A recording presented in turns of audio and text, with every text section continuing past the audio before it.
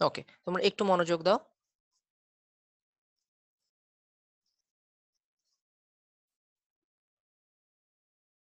ওকে, যে কথাটা বলতেছিলাম, আমরা কি কাজে ছিলাম? আমরা ছিলাম প্রয়োজনীয় আয়ন সরবরাহ করতেছিলাম, তাই না? ওকে, দেখো এখন এই প্রয়োজনীয় আয়নের ব্যাপারে, ওকে, কি বলতেছিলাম, এই যে পটাশিয়াম পারম্যাঙ্গানেট, এইটা পারম্যাঙ্গানেটের তোমার দর্শক আয়নটা কে ছিল? তার দর্শক আয়ন ছিল পটাশিয়াম, সো তুমি এখানে লিখতেছো পটাশিয়াম পারম্যাঙ্গানেট। আর 8টা প্রোটন কার উপস্থিতিতে রাসায়নিক বিক্রিয়া হচ্ছে? Sulphuric acid. যে আমি যেটা বলতেছিলাম আমাদের কানেকশনের আগে, যে 8টা প্রোটন তো আর আসমান থেকে তুমি আনো নাই, রাসায়নিক বিক্রিয়াতে তো সে বিক্রিয়াটাকে ব্যালেন্স করার জন্য বা ইলেকট্রনটাকে ব্যালেন্স করার জন্য সে ধরে নিয়ে আসছে। কয় মোল সালফিউরিক অ্যাসিড 8 মোল প্রোটন আমাকে দিতে পারে? নিশ্চয়ই 4 মোল সালফিউরিক অ্যাসিড থেকে পাইছি। সো আমি এখানে এইটা দেখেই পরের লাইনে আমি আবার লিখছি হচ্ছে 4 মোল সালফিউরিক অ্যাসিড। আচ্ছা, যদি প্রশ্নে হাইড্রোক্লোরিক অ্যাসিড দেওয়া থাকতো, দেখো যদি বলতো ভয় প্রশ্নে হাইড্রোক্লোরিক অ্যাসিডের উপস্থিতিতে বিক্রিয়াটা হয়েছে, তাহলে 8 মোল প্রোটন পাওয়ার জন্য আমি ব্যবহার করতাম 8 মোল হাইড্রোক্লোরিক অ্যাসিড বা 8টা HCl। ঠিক আছে? আচ্ছা, 5Fe2+। Fe2+ মানে হচ্ছে, মানে Fe2+ তো আমার হচ্ছে আয়নটা, কিন্তু মূলত আমার বিক্রিয়কটা কি ছিল? Iron sulphate. সো আমি এখানে বিক্রিয়কটাকে আবার আগের মতো লিখে দিলাম আয়রন সালফেট 5FeSO4। ঠিক আছে? আচ্ছা, ওকে, এইগুলো অবস্থা। এরপরে আচ্ছা, ওয়েট এ মিনিট। ওকে, এরপরে এবার ডান দিকে তাকাও। ও যে তোমাকে হাতের মুঠোয় একটা সালফেট রেখে দিতে বলছিলাম না, যে হাতের মুঠোয় রেখে দাও অ্যাসিডের অ্যানায়ন গুলো? কি বলছিলাম, অ্যাসিডের অ্যানায়ন তো পাত্রে এমনি ঘুরতেছে, কোনো কাজ টাজ নাই। এই অ্যানায়নটা ঘুরতেছে, তখন ওই যে নতুন যে তৈরি হয়েছে সে বলবে যে ভাই তোমার তো কাজ নাই, এদিকে আসো। ও এটার সাথে বন্ধন করে ফেলবে MnSO4। যদি অ্যাসিডটা হাইড্রোক্লোরিক অ্যাসিড হইতো, তাহলে সে কি বন্ধন করতো? Mn chloride, manganese chloride. অর্থাৎ ম্যাঙ্গানিজ নিজে +2, সে নিজেকে রক্ষা করছে সালফেট সহ নিয়ে, সে একসাথে বন্ধন করে ফেলছে। ম্যাঙ্গানিজ যদি ক্লোরিনকে পাইতো, তাহলে দুইটা ক্লোরাইড সহ সে কি হয়ে যেত? MnCl2। যদি নাইট্রিক অ্যাসিড ব্যবহার করতো, তাহলে সে কি তৈরি হইতো? সে তৈরি করতো MnNO3 ম্যাঙ্গানিজ নাইট্রেট। ঠিক আছে? কি অ্যাসিড ব্যবহার করতেছো, ওই অ্যাসিডের অ্যানায়নটা তোমার একদম হাতের মুঠোয় রেখে দাও, লাস্টে কাজে লাগবে। ওকে, গেল। এরপর দেখে দেখে আগাও। এরপর উপরের দিকে তাকাবা, নিচে লিখবা, এভাবে করে আগাবা। 4 অণু পানি, 4 অণু পানি, পানিকে অ্যাজ ইট ইজ পানি রেখে দাও। ওকে, এখন এখানে আছে হচ্ছে 5টা Fe3+।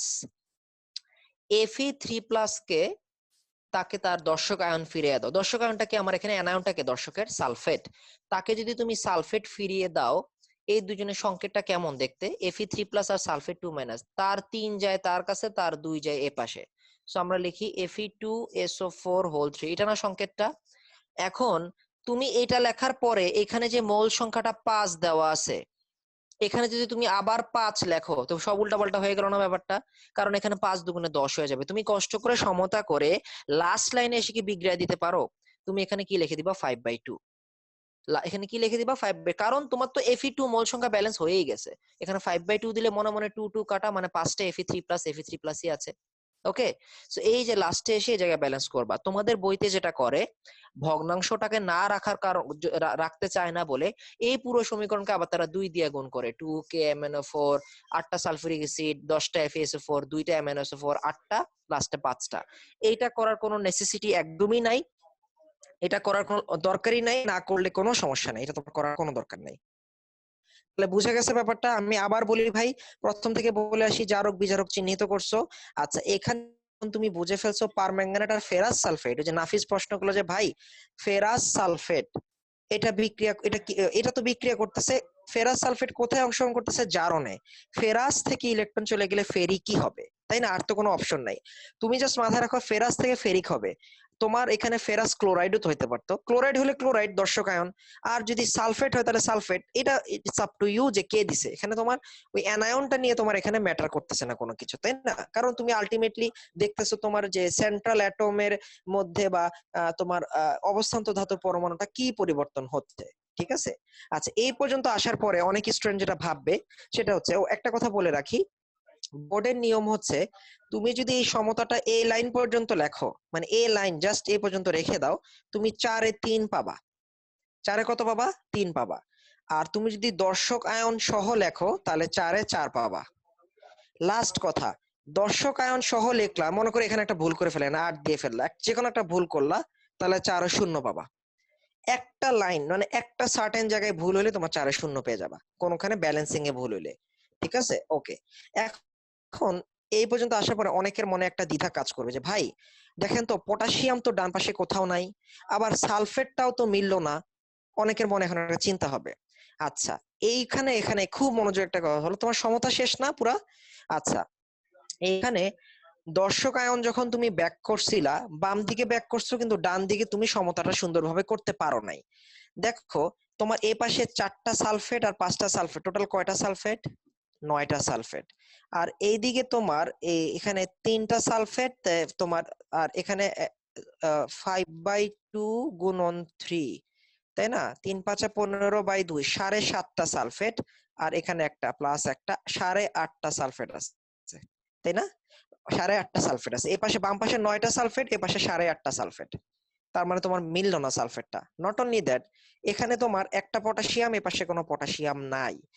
এই যে দুইজন আলাদা রয়ে গেছে না, এরা কি ছিল? দর্শক আয়ন না? এই দর্শক আয়ন গুলাকে তুমি অ্যাজ ইট ইজ এভাবে লিখে দিতে পারো। এভাবে পটাশিয়াম আর সালফেট নিজেদের কাছাকাছি আসবে, কি তৈরি করবে? Potassium sulphate. কি তৈরি করলো? পটাশিয়াম সালফেটের সংকেত কি হবে? সালফেটের যোজ্যতা 2, পটাশিয়ামের যোজ্যতা 1, পটাশিয়াম সালফেট। ব্যালেন্স করার জন্য এখানে কি দিয়ে দিতে পারো? হাফ দিয়ে দিতে পারো, বাস ব্যালেন্স হয়ে গেল। এখন মাই পয়েন্ট ইজ, এগুলা কি শুরু থেকেই দর্শক না? এগুলো এই যে যোগটা লাস্টে তুমি এটা লিখলেও অসুবিধা নাই, না লিখলেও মার্ক কাটা যাবে না। সো এটা দিয়ে মাথা গরম করার কোনো দরকার নাই। তুমি চাইলে লিখতে পারো, it's up to you, totally তোমার এটা। না লিখলে কোনো সমস্যা নাই। ঠিক আছে, আমি আবার বলতেছি ভাইয়া, তোমার সমতা কিন্তু আমরা এ লাইন দেখে দেখে এ লাইন পাইছি। তবে এই লাইনের মধ্যে এক্সট্রা কিছু জিনিস নাই যেটা এখানে অ্যাড করতে হচ্ছে।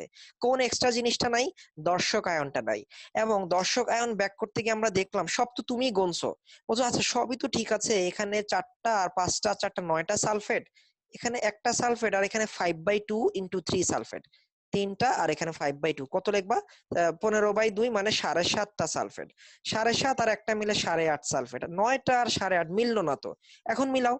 K2SO4 দাও আর হাফ দিয়ে দাও, বাস মিলে গেছে। 9টা 9টাই মিলছে। পটাশিয়াম হাফ ইন্টু 2 1, এখানে 1ই আছে, মিলে গেছে। ক্লিয়ার? ওকে, আই হোপ এটা পুরোপুরি ক্লিয়ার। আমরা আরো প্র্যাকটিস করবো ভাইয়া, আরো অনেকগুলো করবো, তোমার ক্লিয়ার হয়েই ছাড়বে এটা। দেখো পরেরটা বলি, যে এটা করলে একদম মাথা ক্লিয়ার হয়ে যাবে। দেখো নতুন একটা দেখো। আচ্ছা, আরেকটা প্রশ্ন। মনে করো উদ্দীপকটা এমন দিল, একটা পাত্র আছে যেখানে পটাশিয়াম ডাইক্রোমেট আছে, আর একটা পাত্র আছে যেখানে পটাশিয়াম আয়োডাইড আছে। কোশ্চেন করা হলো লঘু সালফিউরিক অ্যাসিডের উপস্থিতিতে পাত্র 1 এবং পাত্র 2 এর জারণ বিজারণ বিক্রিয়া সমতা করে দেখাও। ঠিক আছে, কার উপস্থিতিতে? সালফিউরিক অ্যাসিডের উপস্থিতিতে। আচ্ছা, ওকে। দেখো, প্রথম কাজটা কি? জারক এবং বিজারক চিহ্নিত করা। সো তোমরা জানো যে এখানে তোমার ইউজ হচ্ছে পটাশিয়াম ডাইক্রোমেট, আর ব্যবহার হচ্ছে পটাশিয়াম আয়োডাইড। একটা কাজ করি, আমরা পটাশিয়াম ডাইক্রোমেটের আগে স্ট্যাটাসটা দেখি। এখানে অবস্থান্তর ধাতুটা ক্রোমিয়াম, পটাশিয়াম তো তোমরা জানো যে কেন্দ্রীয় পরমাণু, তাহলে এখানে কি হচ্ছে? ক্রোমিয়ামই হচ্ছে, কারণ ক্রোমিয়াম অবস্থান্তর ধাতু। পটাশিয়ামের মাত্র একটা জারণ অবস্থা আছে +1, বাট ক্রোমিয়ামের অনেকগুলো জারণ অবস্থা আছে এবং অনেক বেশি আছে, তাই তো? আচ্ছা ঠিক আছে, এবার আসো। পটাশিয়াম +1 দুইটার জন্য কত আসবে? +2। ধরে নিলাম প্রত্যেকটি ক্রোমিয়ামের জারণ সংখ্যা x, তাহলে দুইজনের জন্য কত? 2x। প্লাস প্রত্যেকটি অক্সিজেনের জারণ অবস্থা -2, তাহলে 60টার জন্য -2 গুণন 0 ইকুয়াল টু জারণ অবস্থা। পুরো যৌগের জন্য টোটাল চার্জ কত? 0। এখান থেকে ক্যালকুলেশন করলে x কত বের হয়? x equal to +6। সো ক্রোমিয়ামের জারণ স্টেট কত? প্রত্যেকটি ক্রোমিয়ামের এখানে জারণ অবস্থা +6, একটি ক্রোমিয়ামের এখানে কি জারণ অবস্থা? +6। ওকে, আচ্ছা, ওকে। এখন আসো হচ্ছে আমরা পটাশিয়াম আয়োডাইডের দিকে তাকাই। ওকে, পটাশিয়াম আয়োডাইডের মধ্যে কেন্দ্রীয় পরমাণু কি হবে? বলো ভাই এটাও একটা আছে, এটাও একটা আছে। ওকে, পটাশিয়ামের শেষ কক্ষপথে ইলেকট্রন কয়টা থাকে? একটা। আয়োডিনের শেষ কক্ষপথে ইলেকট্রন কয়টা থাকে? 7টা। কে হবে কেন্দ্রীয় পরমাণু? নিশ্চয়ই এবং নিশ্চয়ই আয়োডিন। ঠিক আছে, আয়োডিন আমার কেন্দ্রীয় পরমাণু। কি বলছিলাম? হয় জারণ অবস্থা দেখবা, অথবা শেষ কক্ষপথের ইলেকট্রন সংখ্যা দেখবা। ঠিক আছে, ওকে। তাহলে কেন্দ্রীয় পরমাণু বের হয়ে গেল। আচ্ছা, এখন পটাশিয়াম ডাইক্রোমেটের মধ্যে যেহেতু তোমার মেইনটা বের হয়ে গেছে, তাহলে এখানে দর্শককে, দর্শক হচ্ছে পটাশিয়াম। দুইটা পটাশিয়ামকে যদি বাদ দিয়ে দাও, বাকি থাকে ডাইক্রোমেট আয়ন। পটাশিয়াম ডাইক্রোমেট পুরো যৌগের নাম, পটাশিয়াম বাদ দিয়ে দিলে থাকে ডাইক্রোমেট, আর সাথে কি বলতে পারবা, অ্যানায়ন, তাহলে এটার নাম কি, ডাইক্রোমেট অ্যানায়ন। আচ্ছা, বা আয়ন। পটাশিয়াম কয়জনকে বাদ দিছিলা, দুইজনকে, উপরে চার্জ কত হবে, 2 মাইনাস। তাহলে আমি কাজ করব এটাকে নিয়ে, আমি একে নিয়ে কাজ করব না আপাতত, আমি কাজ করব জাস্ট ডাইক্রোমেট অ্যানায়নকে নিয়ে, ঠিক আছে। ওকে, চলো এবার পটাশিয়াম আয়োডাইডের স্ট্যাটাসটা দেখি। এখানে পটাশিয়াম আমার দর্শক আয়ন, মেইন আয়ন হচ্ছে আয়োডিন। আয়োডিন আসলে কিভাবে আছে, এখানে পটাশিয়ামটাকে তাকে সরাই দিলাম, কেটে দিলাম, পটাশিয়াম চলে যাওয়া মানে সে আসলে কিভাবে আছে, আই মাইনাস আকারে আছে, ঠিক আছে, আই মাইনাস। সো আমার কাজ হচ্ছে ওকে নিয়ে আর ওকে নিয়ে। জারককে ডাইক্রোমেট জারক, কারণ তার ধনাত্মক জারণ অবস্থা বেশি, তার এখানে +6, তার এখানে -1। কোন স্টেটটা বেশি ধনাত্মক জারণ অবস্থা, +6, +6 -1 থেকে অনেক বড় ধনাত্মকের দিক দিয়ে। সো ডাইক্রোমেট জারক, আয়োডাইড বিজারক। আমাদের মাত্র কাজ শুরু হলো।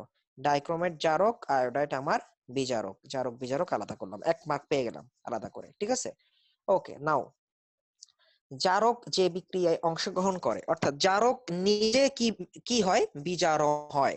সো জারকের বিক্রিয়ার নাম বিজারণ অর্ধ সমীকরণ। আচ্ছা, খুব মনোযোগ দাও, দেখো তো কি এবার ঢুকে কিনা মাথায়। Cr2O7 2-, ঠিক আছে। আচ্ছা, ও যে প্রথম লাইনটার কথা মনে আছে, প্রথম লাইন আমাকে মুখস্থ থাকতেই হয়। ডাইক্রোমেট বিক্রিয়া করে কি তৈরি করে এটা একটু মনে থাকতে হবে। তোমাদেরকে আমি একটু সহজ করে দিই। ক্রোমিয়ামের এই পৃথিবীতে দুইটাই স্থিতিশীল জারণ অবস্থা আছে। ক্রোমিয়ামকে পৃথিবীতে দুইটা স্টেটে পাওয়া যায় স্থিতিশীল ভাবে, একটা হচ্ছে +6, একটা হচ্ছে +3। অর্থাৎ ক্রোমিয়াম যদি বিক্রিয়া করে +6 থেকে, সারা জীবন +3 তেই কনভার্ট হবে। এতটুকু তোমাকে আমি একটু হেল্প করলাম আর কি, যে এতটুকু তুমি একটু মনে রাখো। পারম্যাঙ্গানেটের যেমন অনেক হিসাব আছে, অনেক স্টেট আছে, ক্রোমিয়ামের মাত্র দুইটাই স্টেট, অনেকটা আয়রনের মতো। আয়রন যেমন +2 থাকলে +3 হয়, +3 থাকলে +2 হয়, আর ক্রোমিয়াম +6 আর +3 দুইটাই মাত্র স্টেট। সো আমাদের নেক্সট কাজটা কি ভাইয়া, নেক্সট কাজ হচ্ছে অক্সিজেন ব্যালেন্স করা। অক্সিজেন বাম পাশে 7টা, তাহলে এখানে প্রয়োজনীয় সংখ্যক পানি যোগ করো। প্রয়োজনীয় সংখ্যক কি যোগ করো, পানি যোগ করো। পানি যোগ করা হয়েছে, পানি যোগ করার ফলে তোমার এখানে কি উল্টাপাল্টা হয়ে গেল, প্রোটন সংখ্যা। এখানে কয়টা প্রোটন এক্সট্রা হয়ে গেল, 14টা। সো এখানে প্রয়োজনীয় সংখ্যক প্রোটন অ্যাড করো। কয়টা প্রোটন হয়েছে, 14টা প্রোটন হয়েছে। ক্লিয়ার? আচ্ছা, লাস্ট কাজ ইলেকট্রন সংখ্যা ব্যালেন্স করা। ও আচ্ছা, আমি একটা কাজ তো করতে ভুলেই গেছি, কেন্দ্রীয় পরমাণু কিন্তু ব্যালেন্স করি নাই প্রথমে। এক্সট্রিমলি সরি, কেন্দ্রীয় পরমাণুটা ব্যালেন্স করা হয় নাই। ক্রোমিয়াম এর পাশে কয়টা ছিল, 2টা, তাহলে এখানে কয়টা ক্রোমিয়াম দিবা, 2টা, ঠিক আছে। আচ্ছা, তাহলে প্রথমে কেন্দ্রীয় পরমাণু ব্যালেন্স করলাম, পরে অক্সিজেন ব্যালেন্স করে 7টা পানি দিলাম, পানি অ্যাড করার পরে 14টা প্রোটিন দিলাম। আমাদের final step, last step, last স্টেপটা কি, লাস্ট স্টেপটা হচ্ছে কতটি ইলেকট্রন আদান প্রদান হয়েছে, তাই না। আচ্ছা, এখানে প্রত্যেকটি ক্রোমিয়ামের জারণ সংখ্যা কত ছিল, +6 না, এক্স এর ভ্যালু বের করছিলাম আমরা, এক্স। প্রত্যেকটি ক্রোমিয়ামের জারণ সংখ্যা +6, +6 থেকে +3 হচ্ছে। একটি ক্রোমিয়াম +6 থেকে যখন +3 হয়, ইলেকট্রন গ্রহণ করে কয়টা, 3টা। এখানে ক্রোমিয়াম কয়জন, 2জন। 2জন ক্রোমিয়াম যখন +6 থেকে +3 হয়, তখন ইলেকট্রন গ্রহণ করে কয়টা, 6টা। সো এখানে আমি কত দিব, +6 দিব, ঠিক আছে। আমি আবারও বলতেছি, যখন কোন জায়গায় 2Cr3+ থাকে, আমাদের হিউম্যান ব্রেইন এটাকে ভাবতেই চায় না, এটা তো আসলে এইটা +3 +3, এই না ব্যাপারটা, দুইটা ক্রোমিয়াম। এখন প্রত্যেকটি ক্রোমিয়াম +6 থেকে +3 হচ্ছে, তাহলে দুইজনের জন্য আমার ইলেকট্রন টোটাল কতটা লাগতেছে, 6টা। সো আমার এখানে ইলেকট্রন ব্যালেন্স হবে কয়টা, 6টা ইলেকট্রন গ্রহণ করতে হবে, ঠিক আছে। ওকে, তাহলে আমি এটাকে আবার বলি একটু ভাই, দেখো তো আমি কি নিছিলাম, Cr2O7 2-। আমার ফার্স্ট কাজটা হচ্ছে প্রথমে বিক্রিয়াটা সম্পর্কে জানা। আচ্ছা, ক্রোমিয়াম 3+ হয়, ক্রোমিয়াম এ পাশে কয়টা, 2টা, সো এখানে 2 দাও। নেক্সট কাজ অক্সিজেন ব্যালেন্স করা। অক্সিজেন ব্যালেন্স করার জন্য প্রয়োজনীয় সংখ্যক পানি যোগ করো। কয় মোল পানি যোগ করলা, 7 মোল। তাহলে এখন প্রোটন ব্যালেন্স করতে হবে কয়টা, আমার প্রোটন এখানে হয়ে গেল 14টা। সো অপর পাশে 14টা প্রোটন যোগ করো। লাস্ট কাজ ইলেকট্রন ব্যালেন্স করা। +6 একটি ক্রোমিয়ামের জারণ সংখ্যা, আর এখানে একটি ক্রোমিয়ামের জারণ সংখ্যা +3। +6 থেকে +3 হচ্ছে 1-এর জন্য, তাহলে 2টা ক্রোমিয়ামের জন্য ইলেকট্রন গ্রহণ হয়েছে 6টা। সো 6টা দিয়ে দিলাম, আমার 1 নাম্বার সমীকরণ শেষ, ঠিক আছে। চলো এবার যাই হচ্ছে জারণ অর্ধ সমীকরণে। জারণ অর্ধ সমীকরণে কে পার্টিসিপেট করতেছে, আয়োডাইড। আই মাইনাসটা এখানে অংশগ্রহণ করতেছে। তোমরা জানো আই মাইনাস বিক্রিয়া করলে একটা জিনিসই তৈরি হয়, সেটা হচ্ছে I2। হ্যালাইড থেকে হ্যালোজেন হয়, আর তো কিছু হয় না, বা হ্যালোজেন থাকলে হ্যালাইড হয়, তাই তো? আচ্ছা, প্রথম কাজ কি? কেন্দ্রীয় পরমাণু ব্যালেন্স করা। এ পাশে আয়োডিন একটা, এ পাশে আয়োডিন দুইটা। হয় তুমি এখানে হাফ দিতে পারো, নয় তুমি এখানে 2 দিতে পারো। It is completely your choice, এটা সম্পূর্ণ তোমার ব্যাপার, তুমি এটা নিয়ে কোনো চিন্তা করার কিছু নেই। তা আমি মনে করি এখানে 2 দিলাম। ওকে, আচ্ছা। এখন অক্সিজেন নাই, তাহলে অক্সিজেন সংখ্যা ব্যালেন্স অটোমেটিক আমার আর লাগতেছে না। অক্সিজেন দেওয়া লাগে নাই দেখে পানি নাই, পানি নাই দেখে প্রোটনও নাই। লাস্ট কাজ একটাই, ইলেকট্রন সংখ্যা ব্যালেন্স করা। যে পাশে ধনাত্মক চার্জ বেশি ওই পাশে প্রয়োজনীয় সংখ্যক ইলেকট্রন দাও। এ পাশে চার্জ আছে মাইনাস, আর এ পাশে চার্জটা কত? 0। মাইনাস থেকে জিরোটা কি? মোর পজিটিভ। অর্থাৎ আমি ইলেকট্রন যোগটা কোথায় করব? এ পাশে। একটা আয়োডিনের জন্য -1 থেকে 0 হয়, দুইটা আয়োডিনের জন্য তাহলে ইলেকট্রন কয়টা গ্রহণ করা লাগতেছে? দুইটা। ঠিক আছে না? একজনের জন্য -1 থেকে 0 মানে একটা ইলেকট্রন, দুইজনের জন্য কয়টা ইলেকট্রন? দুইটা ইলেকট্রন। তোমার 2 নাম্বার সমীকরণ রেডি। সো যা যা বলছি দেখো দেখি এখানে লেখা আছে কিনা। এক নম্বর 1 নম্বর সমীকরণ পুরোটুক এখানে আছে, 2 নম্বর সমীকরণ এখানে পুরোটুক আছে। এখন ব্যালেন্স করার জন্য এখানে 6টা ইলেকট্রন, এখানে 2টা ইলেকট্রন, কিভাবে ব্যালেন্স করা যায়? ব্যালেন্স করার জন্য যে কাজটা করতে হবে, 1 নং সমীকরণকে হুবহু রেখে দাও, 2 নং সমীকরণকে 3 দিয়ে গুণ করে দাও। 2 নং সমীকরণকে কত দিয়ে গুণ করব? 2 নং সমীকরণকে 3 দিয়ে গুণ করে দাও। ঠিক আছে, চলো এবার 3 দিয়ে গুণ করলাম। একটু দেখে দেখে করি তো ব্যাপারটা, দেখো দেখি। এখানে ডাইক্রোমেট একটা, ডাইক্রোমেট দেখলাম, 14টা প্রোটন, 14টা প্রোটন, 6টা ইলেকট্রন, 6টা ইলেকট্রন। এ পাশে আয়োডাইড 2টা, তবে 3 দিয়ে গুণ করার ফলে আয়োডাইড হয়ে গেছে 6টা। এদিকে তাকাও, 2টা ক্রোমিয়াম 3+, 2টা ক্রোমিয়াম 3+, 7টা পানি, 7টা পানি। আয়োডিন এখানে 1 মোল ছিল, 3 দিয়ে গুণ করার ফলে 3 মোল, আর 2টা ইলেকট্রন হয়ে গেল 6টা ইলেকট্রন। আমরা যে কাজটা করব, আমরা এখানে 6টা ইলেকট্রন আর 6টা ইলেকট্রন কাটা, বাকি যা থাকে ইহাই আমার নির্ণয় সমতাকৃত সমীকরণ। সমতা আমার হয়ে গেছে। আচ্ছা, লাস্ট কাজটা কি ভাইয়া? দর্শক আয়নগুলো আর প্রয়োজনীয় আয়নগুলো আবার ফিরিয়ে দাও। ঠিক আছে, আচ্ছা। ডাইক্রোমেট আয়ন, এটার দর্শক কে ছিল? পটাশিয়াম। তার আসল অস্তিত্বটা কি? সে তো আসলে পটাশিয়াম ডাইক্রোমেট। তাহলে তাকে আবার লেখো এভাবে। আচ্ছা, 14টা প্রোটন তুমি কয় মোল সালফিউরিক অ্যাসিড থেকে সাপ্লাই পাবা? নিশ্চয়ই 7 মোল সালফিউরিক অ্যাসিড তোমাকে 14টা প্রোটন সাপ্লাই দিবে। ওকে, 6টা আই মাইনাস। আই মাইনাস মানে কি আসলে? সে তো আসলে পটাশিয়াম আয়োডাইডই ছিল, সে তো আসলে পটাশিয়াম আয়োডাইডই ছিল। ঠিক আছে, তাকে তার দর্শক আয়ন ফিরিয়ে দিলা, বাস বাম পাশে শেষ।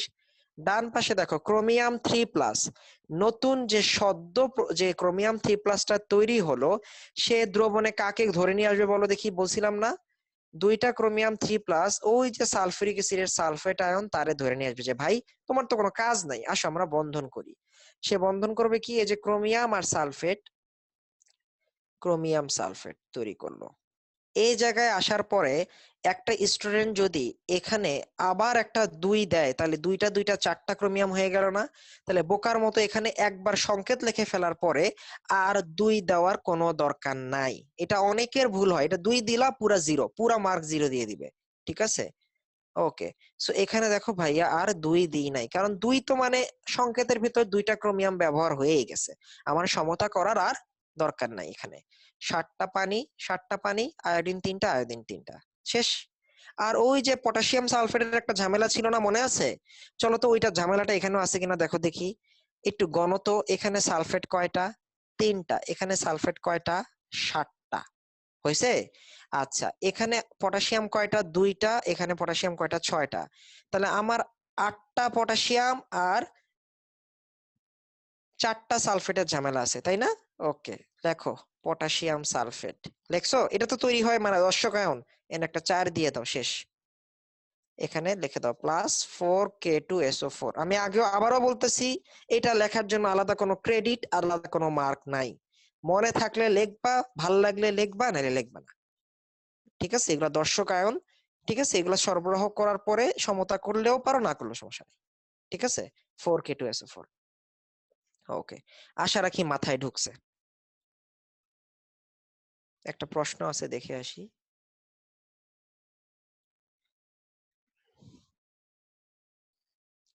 ক্রোমিয়ামের সমতা বুঝো নাই। ক্রোমিয়ামের কি সমতা বুঝো নাই? নিশ্চয়ই তুমি এটা বুঝো নাই যে ক্রোমিয়াম 27 থেকে 2Cr3+ এর সময় কেন 6টা ইলেকট্রন যোগ করছি, এটাই তো বুঝো নাই। তোমার তো আমি ভাঙ্গিয়ে বললাম যে 2টা Cr3+ মানে তো 2টা ক্রোমিয়াম এখানে। কয়টা ক্রোমিয়াম? 2টা ক্রোমিয়াম। আচ্ছা, আর ডাইক্রোমেট যে আয়ন Cr2O7 2-, এখানে যখন তুমি যে জারণ সংখ্যা বের করছিলা, এখানে প্রত্যেকটা ক্রোমিয়ামের এক্স ধরছো না? তাহলে দুইটার জন্য 2x, 2x - 14 = -2, x = +6। এক্স যে বাইরে হয়েছে এটা কি দুইজনের না একজনের? একজনের +6। +6 থেকে একটা ক্রোমিয়াম 3+ হইতে ইলেকট্রন লাগে 3টা, +6 থেকে 2টা ক্রোমিয়াম 3+ হইতে ইলেকট্রন লাগে আরো 3টা, টোটাল 6টা। আশা রাখি এখন বুঝবা কথাটা। ওকে, আচ্ছা, আরেকটা যাবো, এবার আমাদের আরেকটা সমতা করবো এখন। এইটা আমাদের এইচএসসি পরীক্ষায় প্রত্যেক 1 বছর পর পরই একবার দেয়, এটা অত্যন্ত ইম্পর্টেন্ট। ঠিক আছে, লেটস সি কি হয়। প্রশ্নটা পড়ো, লঘু সালফিউরিক অ্যাসিডের উপস্থিতিতে, অর্থাৎ আবারও এখানে প্রভাবক হিসেবে লঘু সালফিউরিক অ্যাসিড ব্যবহার করা হয়েছে, পটাশিয়াম পারম্যাঙ্গানেটের সাথে অক্সালিক অ্যাসিডের জারণ বিজারণ সমতা। কার জারণ বিজারণ? অক্সালিক অ্যাসিডের জারণ বিজারণ সমতা করতেছে পটাশিয়াম পারম্যাঙ্গানেটের সাথে। ঠিক আছে, আচ্ছা, এখন খেয়াল করো, অক্সালিক অ্যাসিডের সংকেতটা আগে আমাদের চেনা দরকার। অক্সালিক অ্যাসিড যেহেতু একটা জৈব অ্যাসিড, এটার সংকেতটা এরকম একটা সংকেত আছে, হুক্কু, HCCOH। ঠিক আছে, হুক্কু। আচ্ছা, আর এটাকে গাঠনিক সংকেত তো এটা, আর এটাকে যদি আণবিক সংকেত দেখো H2C2O4, এটা হচ্ছে অক্সালিক অ্যাসিড। আচ্ছা, এখন একটু খেয়াল করো, এটা যেহেতু একটা জৈব অ্যাসিড, এবং জৈব অ্যাসিডটা বিক্রিয়া করতেছে পটাশিয়াম পারম্যাঙ্গানেটের সাথে, বিক্রিয়াটা হবে জারণ বিজারণের, এবং আমাকে ঘুরে ফিরে কেন্দ্রীয় পরমাণুতে ফিরে যেতেই হবে। লেটস সি, H2C2O4 এর মধ্যে কেন্দ্রীয় পরমাণুটা কে? কেন্দ্রীয় পরমাণু যদি একবার চয়েস হয়ে যায়, বা মূল পরমাণুটা যদি একবার বুঝে ফেলি, বাকিটা কিন্তু দর্শকের ক্যাটাগরিতে ফালিয়ে দেওয়া যাবে। আচ্ছা, আহ ওকে, এখন আমরা একটা কথা শুনো, পটাশিয়াম পারম্যাঙ্গানেট যে একটা জারক, এটা কিন্তু ইতিমধ্যে আমরা বুঝে ফেলছি, তাই না? আচ্ছা, সো পটাশিয়াম পারম্যাঙ্গানেটের যদি বিজারণ হয়, অক্সালিক অ্যাসিডটার এখানে জারণ হইতেছে। এতটুক তোমাদের কমন সেন্স বা তোমার গেস হিসেবে তুমি রাখতে পারো, আপাতত তুমি গেস করছো আর কি জিনিসটা, এটা মনে হয় জারণ বিক্রিয়াই দিবে, গেস করলা। আচ্ছা, কেন্দ্রীয় পরমাণু খুঁজে বের করি, অক্সিজেন 4টা, তাহলে এটা কেন্দ্রীয় পরমাণু না। সংখ্যায় কে কম আছে? হাইড্রোজেন আর কার্বন সংখ্যায় কম আছে। হাইড্রোজেনের যোজনী 1, কার্বনের যোজ্যতা 4 পর্যন্ত যেতে পারে, সো কার্বন আমার কেন্দ্রীয় পরমাণু, নিঃসন্দেহে কার্বন উইনার। কার্বন যদি কেন্দ্রীয় পরমাণু হয়, পরিবর্তনটা কার হবে? কার্বনেরই হবে। কেন বলতেছি? যেহেতু জারণের কথা বলতেছি, প্রোটন কি কখনো ইলেকট্রন ছেড়ে H2+ এমন হওয়ার কোনো চান্সেস আছে? নিশ্চয়ই নাই। তাহলে এই বিক্রিয়ায় প্রোটনটা কি? অক্সালিক অ্যাসিডের প্রোটনটাই হচ্ছে দর্শক আয়ন। সো আমরা অক্সালিক অ্যাসিডের প্রোটনটাকে বাদ দিয়ে কাজ করব, ও আমার দর্শক আয়ন, আমার অক্সালেট অ্যানায়নটাই হচ্ছে আমার আসল আয়ন।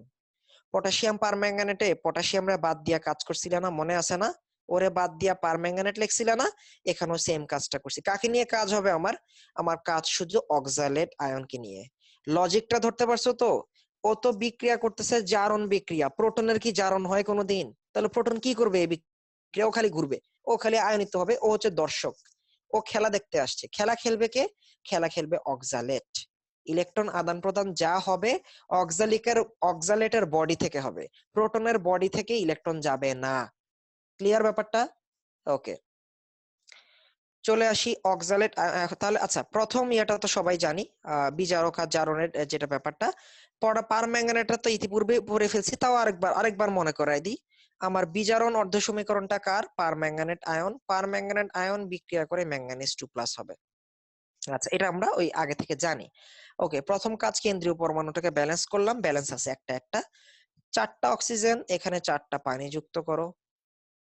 পানি যুক্ত করার পরে প্রোটন ব্যালেন্স করতে হবে। কয়টা প্রোটন হয়ে গেল? 8টা, সো 8টা প্রোটন দাও। লাস্ট কাজ, ইলেকট্রন ব্যালেন্স করা। +7 থেকে +2 হচ্ছে, কয়টা ইলেকট্রন খাওয়ানো লাগবে? 5টা, সো 5টা ইলেকট্রন খাওয়াই দিলাম। তাহলে ফার্স্ট সমীকরণটা আমরা সবাই পারি। প্রথম সমীকরণটা আমরা সবাই পারি। আচ্ছা, চলে আসে এবার জারণ বিক্রিয়ায়। জারণে কে অংশগ্রহণ করতেছে? Oxalate anion. জারণে কে অংশগ্রহণ করতেছে? Oxalate anion. আচ্ছা, অক্সালেট অ্যানায়ন থেকে কি বিক্রিয়া করে কি তৈরি করে? আচ্ছা, ওই যে প্রথম জিনিসটা আমাকে প্রথম বের করতে হবে, বাট তোমাদের একটু হিন্টস দিয়ে দিই। জৈব যৌগের যে জারণগুলা হয়, জৈব যৌগ যখন জারিত হয় আর কি, নরমালি এই সিম্পল এই অ্যাসিড জাতীয় জৈব যৌগগুলো এরা অলওয়েজ কার্বন ডাই অক্সাইড তৈরি করে। এটা জৈব যৌগ পড়ানোর সময় তো আরো বিস্তারিত বুঝবা, বাট এটা তো আমি তো বলছি যে এই অধ্যায়ের মূল বিষয় বিক্রিয়া পড়া না, এই অধ্যায়ের মূল বিষয় বিক্রিয়া সমতা করতে শিখা। বিক্রিয়া আমাকে হয় দেওয়া থাকবে, নয় একটু মনে রাখতেই হবে, ঠিক আছে? আচ্ছা, সো লেটস স্টার্ট। প্রথম কাজ, কেন্দ্রীয় পরমাণু ব্যালেন্স করা। এখানে কার্বন 2টা, এখানে কার্বন 1টা, সো আমরা এখানে 2 দিয়ে দিলাম। এখানে আমরা কি দিয়ে দিলাম? 2 দিয়ে দিলাম, ব্যালেন্স হয়ে গেল। হয়েছে? আচ্ছা, এখানে কেন্দ্রীয় পরমাণু ব্যালেন্স করতে গিয়ে একটা মজার ব্যাপার, অক্সিজেনটাও অটোমেটিক ব্যালেন্স হয়েই গেছে, ঠিক আছে? সো অক্সিজেন ব্যালেন্স হয়ে গেছে আমার, তার মানে আমার আর পানি যোগ করা লাগলো না। পানি যেহেতু যোগ করা লাগলো না, আমার প্রোটন যোগ করাও লাগলো না। লাস্ট কাজটা কি বাকি রয়ে যায়? শুধু ইলেকট্রনটাকে ব্যালেন্স করা। আচ্ছা, এটা আসলে চোখে দেখেই করে ফেলা যাবে, কেন বলতেছি? এইখানে কার্বন ডাই অক্সাইড তো একটা অণু, আর এটা তো একটা যৌগমূলক। যৌগমূলক, তার চার্জ কত? 2-। একটা যৌগমূলক সম্পূর্ণ রকম ভাবে চার্জ মুক্ত হয়ে গেছে। কয়টা ইলেকট্রন এখানে গ্যাপ? 0 আর 2, তাহলে ইলেকট্রন গ্যাপ কয়টা? 2টা। সো 2টা ইলেকট্রন, দ্যাটস ইট। মানে এটা আবার এত এত দিকে তাকানো লাগে না, কেন্দ্রীয় পরমাণু হিসাব করা লাগে না, আমি চোখে দেখে নর্মাল কমন সেন্সেই বোঝা যেতেছে। অর্থাৎ C2O4 2-, 2টা ইলেকট্রন ছাড়লেই কি কার্বন ডাই অক্সাইড হওয়ার কথা না? অবশ্যই তা। তাই তো ওইটাই আমরা এভাবে লিখছি, ঠিক আছে? সো আমরা বলতে পারি যে অক্সালেট থেকে কার্বন ডাই অক্সাইড হয়েছে। এখানে চার্জ কত? 2-। এখানে চার্জ ছিল 0। 0 থেকে 2- মানে 2টা ইলেকট্রন গ্রহণ হয়েছে, তাই তো? এই কারণে হচ্ছে আমরা এটা লিখতে পারছি। ওকে, এখন ব্যালেন্সের ব্যাপারটা চলে আসো। ব্যালেন্সের ব্যাপারটাতে খেয়াল করো, এইখানে 5টা ইলেকট্রন, এখানে 2টা ইলেকট্রন, তাই না? 5টা আর 2টা, তাহলে একই জোড় সংখ্যায় যদি দুজনকে নিয়ে আসতে পারি তাহলে লাভ হয়। তাহলে 1 নং সমীকরণকে আমরা যদি 2 দ্বারা গুণ করি, আর 2 নং সমীকরণটাকে যদি 5 দ্বারা গুণ করি, তাহলে এই 10টা ইলেকট্রন 10টা ইলেকট্রন কাটা চলে যায়। 10টা ইলেকট্রন 10টা ইলেকট্রন কি হবে? পরবর্তীতে আমরা কাটাকাটি করে ফেলতে পারবো, ঠিক আছে? So let's do it. আমরা এই কাজটা করে ফেলি। এই সমীকরণকে আমরা 2 দিয়ে গুণ করছি, তো এটা 2MnO4-, এটা 8টা থেকে 16টা, এটা 5টা থেকে 10টা। আচ্ছা, আর এই সমীকরণের বিক্রিয়কের দিকে তাকাও, অক্সালেট আয়ন আছে 5টা, তাহলে সরি 1টা, 5 দিয়ে গুণ করলে 5টা, ঠিক আছে? ওকে, এবার একটু ডান দিকে তাকাও। Mn2+, 2টা গুণ করলে হয় 2টা Mn2+। 4টা পানি, 8টা পানি, 2 দিয়ে গুণ করলে। 2টা কার্বন ডাই অক্সাইড, কিন্তু এটা 2 নং সমীকরণের উৎপাদ, তাহলে এটাকে 5 দিয়ে গুণ করলে হয় 10টা কার্বন ডাই অক্সাইড। 2টা ইলেকট্রন, 10টা ইলেকট্রন, ঠিক আছে? যেভাবে যেভাবে আছে, জাস্ট যাকে যত দিয়ে গুণ করছি, বিক্রিয়ক গুলা সব একপাশে, উৎপাদ গুলা সব একপাশে যোগ করে দিলাম। 10টা ইলেকট্রন 10টা ইলেকট্রন কাটা, আমার সমতা কিন্তু হয়ে গেছে। সমতা এই পর্যন্ত লিখে দিলে আমি কত পাবো বলছিলাম? 4-এ 3 মার্ক পেয়ে যাব, ঠিক আছে? আয়ন আমার সমতা হয়ে গেছে, আমার ইলেকট্রন সমতা হয়ে গেলে আমার 3 মার্ক পেয়ে যাব। এখন তুমি যদি দর্শক আয়ন এবং প্রয়োজনীয় আয়নকে সরবরাহ করতে চাও, সো কি হবে? একটু মনোযোগ দিতে হবে ভাইয়া, এটা কিন্তু মনোযোগ একটু দিতে হবে। এইখানে একটু সেন্স খাটাও দেখি একটা। তোমার মনে আছে এই বিক্রিয়ায় দর্শক আয়ন হিসেবে আমরা প্রোটনকে রেখে আসছিলাম না অনেক আগে? আচ্ছা, অ্যাসিড থেকেও প্রোটন আসে, আবার আমার মূল যে বিক্রিয়ক অক্সালিক অ্যাসিড, তার কাছেও তো প্রোটন আছে, আছে না? তাহলে প্রোটনটা ব্যালেন্স তুমি সবার লাস্টে করবা, তুমি হাতে রেখে দিবা। সালফিউরিক অ্যাসিডের যে প্রোটনটা বা এক্সট্রা যে প্রোটনটা তোমার লাগছে, অর্থাৎ এই যে এক্সট্রা প্রোটন যেটা তোমাকে যোগ করছিলা, এটা তুমি প্রথমে ব্যালেন্স করবা না, এটা তুমি হাতে রেখে দিবা। আমার কথাটা একবার দেখো, তুমি তুমি দেখলে তোমার ক্লিয়ার হয়ে যাবে জিনিসটা। এটা একটু একবার যদি এটা ক্লিয়ার হয়ে যায় আর কোনোদিন ভুলবা না। দেখো, পটাশিয়াম পারম্যাঙ্গানেটকে তার বন্ধুকে ফিরিয়ে দাও, তার বন্ধুকে পটাশিয়াম নিয়ে নাও, পটাশিয়াম পারম্যাঙ্গানেট লিখে দিলা। আচ্ছা, কি বলছি এটার দিকে একটু পরে তাকাইতে বলছি, আপাতত এটাকে এটা রাখো, তুমি এটা দেখো না, তুমি কিছু চেনো না এটা, ঠিক আছে? আচ্ছা, ওকে, এটার দিকে তাকাও। এটা হচ্ছে অক্সালেট আয়ন, তার বন্ধুকে তাকে ফিরিয়ে দাও, সে আসলে তো অক্সালিক অ্যাসিড ছিল, সে তো মূলত অক্সালিক অ্যাসিড ছিল, আমি হাইড্রোজেনটাকে আলাদা রেখে দিছিলাম, আবার নিয়ে আসছি, ঠিক আছে? ওকে, ডান দিকে তাকাও। ডান দিকে হচ্ছে Mn2+, আমি ভুলে Mn2+ লিখে রাখছি এখানে। Mn2+ সালফিউরিক অ্যাসিডের অ্যানায়ন যেটা তোমার হাতের মুঠোয় আছে, তাই না? ওই হাতের মুঠো থেকে ওকে যদি বের করো, সে কি তৈরি করবে? 2MnSO4। দুইটা Mn2+ সালফেট সহ কি তৈরি হয়ে যাবে? 2MnSO4। আচ্ছা, ওকে, কার্বন ডাইঅক্সাইডের মতো রাখলা, পানির মতো রাখলা, সব ঠিক আছে। ওকে, ডান। এখন একটু কথা চিন্তা করে দেখো, আমি এখানে ভুলে লিখি নাই, বুঝছো? সালফেটটা আমার মানে রাইটিং মিস্টেক, তোমরা কাইন্ডলি একটু লিখে নিবা। আচ্ছা, একটা জিনিস খেয়াল করে দেখি ভাইয়া, এ পাশে প্রোটন কয়টা হয়েছে তোমার? 16টা না? ডান দিকে তাকায় দেখো, প্রোটন কয়টা? 16টা। বাম পাশে তুমি যে অক্সালিক অ্যাসিড লেখছো, এটা লেখার ফলে তোমার 10টা প্রোটন দেওয়া হয়ে গেছে না আসলে এখানে? 5 দুগুণে এখানে কয়টা প্রোটন দেওয়া হয়ে গেছে? 10টা না? 10টা প্রোটন যখন তোমার আনমনে দেওয়া হয়ে গেছে, 16টা প্রোটন ব্যালেন্স করার জন্য তোমার আর কয়টা প্রোটন দিলেই চলে? 6টা। 6টা প্রোটন তুমি কত মোল সালফিউরিক অ্যাসিড থেকে পাবা? 3 মোল সালফিউরিক অ্যাসিড থেকে ব্যাকআপ নিতে হবে। সো আমি এখানে কয় মোল সালফিউরিক অ্যাসিড লিখবো? 3 মোল। কারণ তুমি এখানে বোকার মতো 16টা H+ দেখে যদি লেখা দিলাম মুখস্থ, হ্যাঁ 8টা সালফিউরিক অ্যাসিড বসায় দিলাম, তোমার পুরো অঙ্ক কাটা, পুরোটুক জিরো। তোমার পুরোটুক জিরো দিয়ে দিবে। আমার লজিকটা বুঝতে পারছো? আমি আবারও বলতেছি, আগের বিক্রিয়ক গুলাতে তো বিক্রিয়কে কোনো অ্যাসিড ছিল না, প্রভাবকটা শুধু অ্যাসিড ছিল, বিক্রিয়কে তো কোনো অ্যাসিড ছিল না। ছিল? আগের বিক্রিয়াতে ওইগুলো দরকার ছিল না। এখন বিক্রিয়কের মধ্যেও অ্যাসিড আছে, প্রোটন আছে, আবার প্রভাবকের কাছ থেকেও কিছু প্রোটন ধার নেওয়া লাগতেছে আমার। ঠিক আছে? সো এই সকল ক্ষেত্রে আমি বিক্রিয়কেরটা যোগ করার পরে দেখবো আর কয়টা লাগে, যতটা লাগে ঠিক ততটা আমি নিব। আমার 6টা দরকার ছিল, 3 মোল সালফিউরিক অ্যাসিড লিখে দিছি। আমি এখানে লিখে দিছি কিন্তু ভাইয়া, অক্সালিক অ্যাসিড 5 মোল থেকেই 10টা প্রোটন চলে আসায় সালফিউরিক অ্যাসিড 3 মোল নিলেই আমার হয়ে যাচ্ছে সমতা। ঠিক আছে? সালফিউরিক অ্যাসিড 3 মোল নিলেই আমার সমতা হয়ে যাচ্ছে। ওকে, আচ্ছা।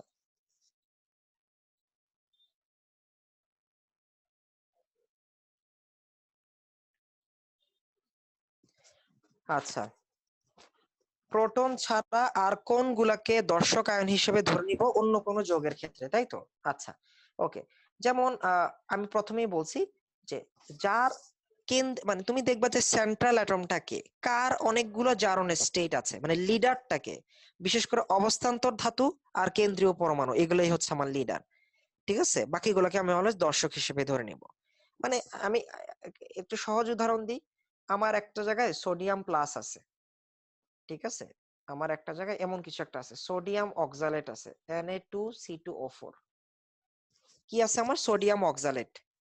এখন তুমি বুঝতেই পারলা যে তোমার যার সাথে বিক্রিয়া করতেছে এখানে, ওর বিজারণ হইতেছে আর এটা জারণ হবে। তুমি এটা তুমি পাইলা প্রশ্নে, তুমি এটা পাইলা, এটা জারণ হইতেছে। এখন সোডিয়াম প্লাসের জীবনও জারণ হয়, তুমি শুনছো? সোডিয়াম প্লাস জারিত হয় Na2+। এটা কি আদৌ কোনোদিন সম্ভব? সম্ভব না। সো এটা তোমার দর্শক আয়ন। তোমাকে ইমিডিয়েট সিদ্ধান্ত নিতে হবে কোনটা তোমার দর্শক আয়ন। বুঝতে পারছো? একটা জায়গায় আয়রন 2+ আছে, এখন তুমি এটাকে জীবনের দর্শক আয়ন হিসেবে চালাই দিতে পারবা না, কারণ ইউ নো দ্যাট ও বিক্রিয়া করলে Fe3+ হইতে পারে। ও শুধু দর্শক না, ও খেলবে। কি খেলা খেলবে? জারণের খেলাটা খেলবে। সো তাকে তুমি দর্শক আয়ন বলতে পারবা না। Sodium plus, potassium plus, proton, দর্শক আয়ন বলতে পারবা। সালফেট, ও যেমন আছে তেমনই থাকে, দর্শক আয়ন। হ্যালাইড নিলাম, হ্যালাইড হ্যালোজেন হয়ে যায়, দর্শক আয়ন হবে না। সিম্পল। ওকে, আচ্ছা। এখানে আরেকটা করছি, এটা তোমরা হোমওয়ার্ক হিসেবে রাখবা, তোমরা নিজেরা প্র্যাকটিস করবা। এখানে আমি বলে দিছি এসিডিও পটাশিয়াম আয়োডেট ও পটাশিয়াম আয়োডাইডের জারণ বিজারণ সমতা করো। এসিডিও পটাশিয়াম আয়োডেট ও পটাশিয়াম আয়োডাইডের জারণ বিজারণ সমতা করো। আচ্ছা, এই যে KiO3 এটাকে বলে আয়োডেট, আর Ki এটাকে বলে আয়োডাইড। আমি একটু সহজ করে দিই, তোমরা এমনিও পারবা, একটু হেল্প করে দিই। আচ্ছা, আয়োডেট আর আয়োডাইড, এখানে কেন্দ্রীয় পরমাণুকে আয়োডিন, এখানে কেন্দ্রীয় পরমাণুকে আয়োডিন। এখানে আয়োডিনের জারণ অবস্থা কত? পটাশিয়াম +1, অক্সিজেন -6, তাহলে আয়োডিনের জারণ অবস্থাটা কত? +5। আয়োডিনের জারণ অবস্থাটা কত? +5। এখানে আয়োডিনের জারণ অবস্থাটা কত? -1। +5 নাকি -1, কোনটা ধনাত্মক মানটা বেশি হয়? +5, সো এটা জারক। সো এটা জারক। তাহলে এটা কি? বিজারক। আচ্ছা, IO3- এইটা যখন পরিবর্তন হয় তখন আয়োডিন দেয় তোমাকে। কি দেয়? আয়োডিন দেয়। I- যখন পরিবর্তন হয় এটাও তোমাকে কি দেয়? আয়োডিন দেয়। বাস, বাকিটা তোমার কাজ। তুমি জাস্ট ইলেকট্রন ডানে বামে গুণটুন করে ব্যালেন্স করে ফেলবা। ঠিক আছে, এটা তোমাকে প্র্যাকটিসের জন্য দিচ্ছি। সবগুলা প্র্যাকটিস তোমাকে সবগুলাই করতে হবে। যেমন আমি আজকে 4টা করে দিচ্ছি, আর 4টা হোমওয়ার্ক তোমার চলে আসতেছে। 8টা টোটাল থাকবে। টোটাল 8টা করলে তোমার এইচএসসি আর অ্যাডমিশন টেস্ট শেষ। একটাও আটকাবা না। এইচএসসি আর ভর্তি পরীক্ষা শেষ, কারণ সিলেবাস শেষ। 8টাতেই সিলেবাস। ঠিক আছে, আচ্ছা। এখন দেখো, এসিডিও বলছে, এই কথাটা বলি। এখন প্রশ্ন হচ্ছে, ভাইয়া আমি কোন এসিড নিব? তোমার ইচ্ছা। আমি যেমন এখানে এসিড নিই নাই, এসিড ছাড়াই সমতা করে মানে এসিড নিছি, লাস্টে প্রয়োজনীয় আয়ন সরবরাহ করি নাই। এটা তোমাদের জন্য হোমওয়ার্ক রেখেছি, তোমরা করবা এটা। বুঝতে পারছো? ওকে, চলো আরো কিছু দেখি। এখান থেকে আমাদের গাণিতিক সমস্যা শুরু। আজকে কিন্তু আমরা গাণিতিক সমস্যা পড়বো না। আজকে জাস্ট আমরা সমতাই শিখবো। আমি শীট পুরাটুকি দিয়ে দিব। আমরা নেক্সট দিন শীটের বাকি অর্ধেক থেকে হয়তো বা শুরু করব। হ্যাঁ, 15 পেজের শীট আমরা 7 পেজ পর্যন্ত আজকে আর কি খেয়াল রাখবো, আর কি পরের দিন নিয়ে করবো। আচ্ছা, যাই হোক, দেখো কতগুলা দিলাম এখানে। পটাশিয়াম পারম্যাঙ্গানেট আর হাইড্রোজেন পারঅক্সাইড, এটা অত্যন্ত ইম্পর্টেন্ট, পরীক্ষায় খুব আসে। এইখানে তোমাকে দেখতে হবে যে হাইড্রোজেন পারঅক্সাইড, আমি একটু সহজ করে দিই তোমাদের জন্য। পটাশিয়াম পারম্যাঙ্গানেটটা তো আমাদের কমন হয়ে গেছে, দেখছো? দেখতে দেখতে দেখতে দেখতে মুখস্থ হয়ে যাবে একসময়। হাইড্রোজেন পারঅক্সাইড এটা আমাদের জন্য নতুন। কে হবে কেন্দ্রীয় পরমাণু? আচ্ছা, যে সংখ্যায় কম সে হয়, কিন্তু এখানে দুইজনের সংখ্যা একই। তাহলে যার যোজনী বেশি সে, তাহলে অক্সিজেনের যোজনী 2, হাইড্রোজেনের 1। তাহলে আমার অক্সিজেনটা কেন্দ্রীয় পরমাণু। অর্থাৎ পরিবর্তনটা যদি অক্সিজেনের হয়, বা হাইড্রোজেন পারঅক্সাইড যদি এখানে জারণ বিক্রিয়ায় অংশগ্রহণ করে, প্রোটন কি কোনোদিন জারণ করবে? প্রোটনের জারণ হবে না। সো প্রোটন আমার দর্শক। প্রোটন আমার কি? দর্শক। তা আমি এখানে কাকে নিয়ে কাজ করব? জাস্ট O2 2- নিয়ে কাজ করব। কিভাবে লিখলাম এটাকে O2 2-? এটা কি হাইড্রোজেন পারঅক্সাইড না? Hydrogen peroxide. দুইটা হাইড্রোজেন চলে গেলে কয়টা ইলেকট্রন, এখানে কয়টা নেগেটিভ চার্জের তৈরি হয়? দুইটা যদি ধনাত্মক চার্জের কেউ চলে যায়, এখানে কি তৈরি হয়? দুইটা নেগেটিভ চার্জ। তোমাকে O2 2- নিয়ে কাজ করতে হবে। ঠিক আছে, ওকে, সহজ করে দিলাম তোমার জন্য। বাকিটা